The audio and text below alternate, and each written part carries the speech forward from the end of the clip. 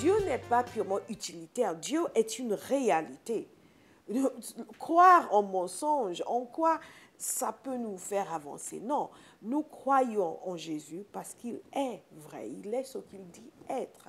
Donc, c'est merveilleux de savoir que Dieu est, et Dieu est merveilleux. Et Dieu est extraordinaire. Et Dieu est bon. Et Dieu est grand. Et Dieu est souverain. Et Dieu est puissant. Et Dieu nous aime. Il nous aime. Il vous aime. Là où vous êtes aujourd'hui, dans cette situation qui paraît insoluble, Dieu vous aime. Et il a une porte de sortie. Il a une voie. Il a toujours une porte de sortie. Il a toujours une solution. Il a toujours une réponse à toutes les questions. Dieu est vrai, Dieu est merveilleux, Dieu est bon et Dieu nous aime. Donc, pourquoi ça devrait nous coûter de lui donner notre vie? Nous donnons bien nos vies à des gens pour qui nous n'avons pas autant de valeur que ça. Nous avions tellement de valeur aux yeux de Dieu qu'il a fait en sorte que son Fils vienne sur la terre pour porter nos péchés et nos punitions et nous réconcilier avec lui. Pour moi, c'est une question d'intelligence. Si personne d'autre ne m'aime comme il m'aime, personne d'autre ne m'apprécie comme il m'apprécie. Si vous me connaissiez réellement, vous allez m'aimer, c'est vrai. Mais vous allez aussi voir que j'ai quelques défauts. Pas beaucoup. J'ai quelques défauts qui risquent de vous exaspérer. Mais Dieu n'est jamais exaspéré par moi. Dieu m'aime.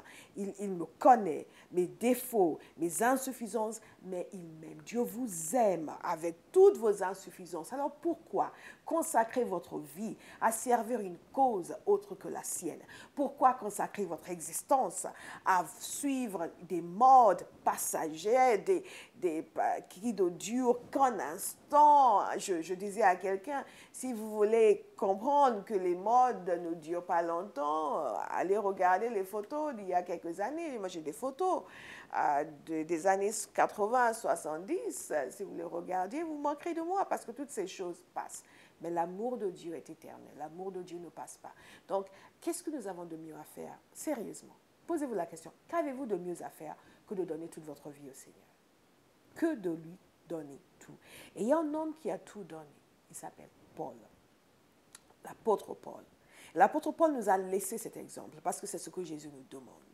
C'est ce que Jésus a demandé aux gens qu'il a appelés physiquement et c'est ce qu'il demande aux gens qu'il appelle spirituellement.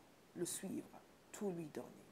Parce que ce n'est que lorsque nous mettons tout dans les mains de celui qui a tout fait, tout créé, tout amené à l'existence que nous connaissons réellement le sens de notre existence. Et l'apôtre Paul est un homme qui a tout donné.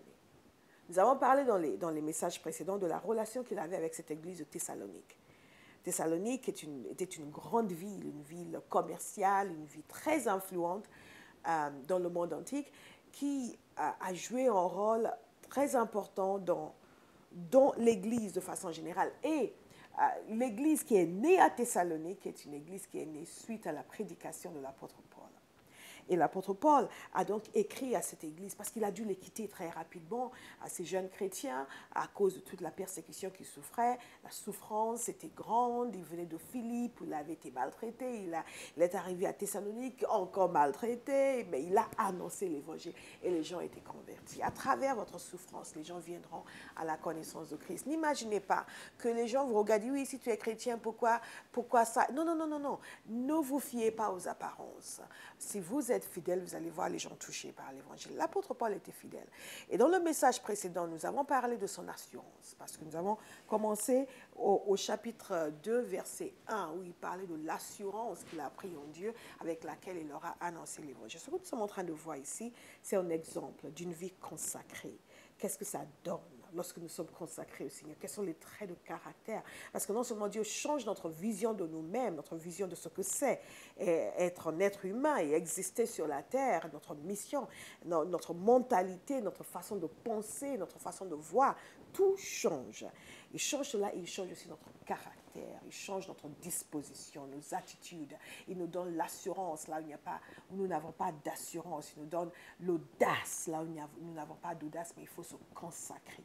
Et à cause de l'assurance que Dieu a donnée à Paul, il était en mesure d'annoncer l'évangile après avoir vécu des souffrances terribles à Philippe. Et ces personnes ont été converties.